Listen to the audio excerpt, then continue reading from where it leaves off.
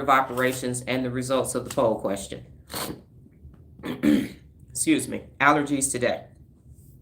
So what information have you extrapolated thus far?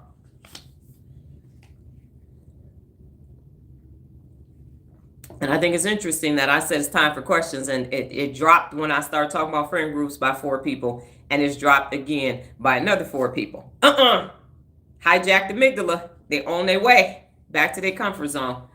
They taking a train, the bullet train. What's what they're trying to build here in Nevada to get us from Nevada to California. Y'all on that bullet train, on a rocket. ABLing, always be learning. Always be learning and have that beginner's brain. Always.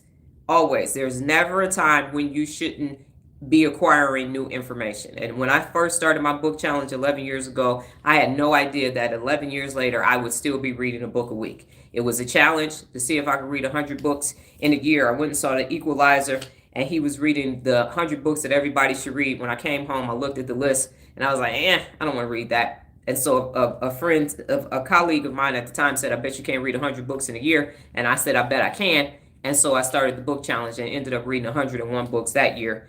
But got busy, so 50 is manageable with everything else that I have to do. And I would have never thought that I would continue to read 100 books, 50 books a year with 2 weeks off. Genuinely, I believe in fate, because what you have said is exactly what I needed to hear today. I was telling myself because of my mental problems, I couldn't be a leader or push myself, but thank you. So, Akari, I think it's Akari. My daughter is on here now. She has ADHD and ADD, and she believed those same things earlier in her life. And now she runs 2 successful businesses, high functioning, manages 3 calendars. She's currently in 3 challenges, and she doesn't take any medication, prescribed medication.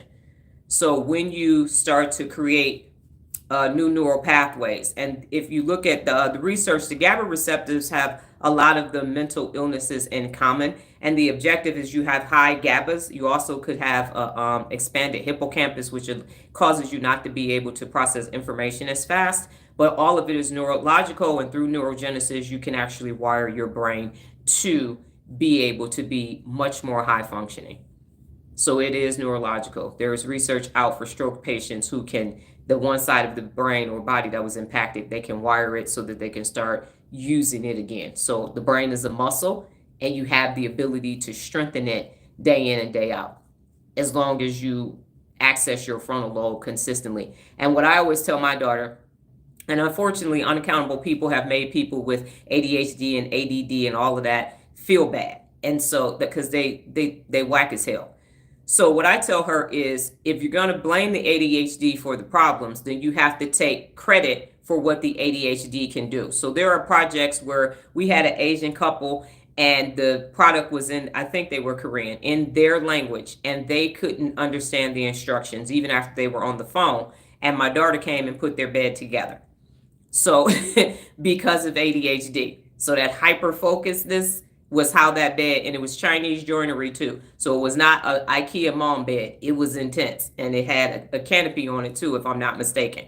And so, yeah, and some of the screws didn't match. So she had to do a workaround. Yeah, don't turn that frown upside down. You are, it is, as Monk used to say, it is a blessing and a curse. So use the ADHD to your advantage. That hyper and that tinkering, you all make great brain surgeons, beauticians. She puts furniture assembly together. A lot of mechanics. It's that technical part. When you get hyper focused, you can get shit done. So do not wear that as a scarlet letter. Wear it as a badge. So because of it, you have the ability to do things that people without it cannot do. Okay, it's time for the anagram.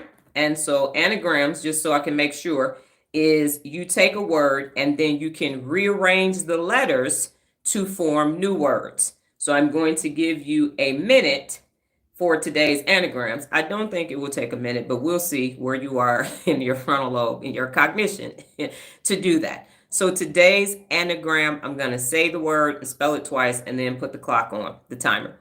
Alert, alert, A-L-E-R-T, A-L-E-R-T, alert. You have 1 minute to create 1 or more anagrams for alert.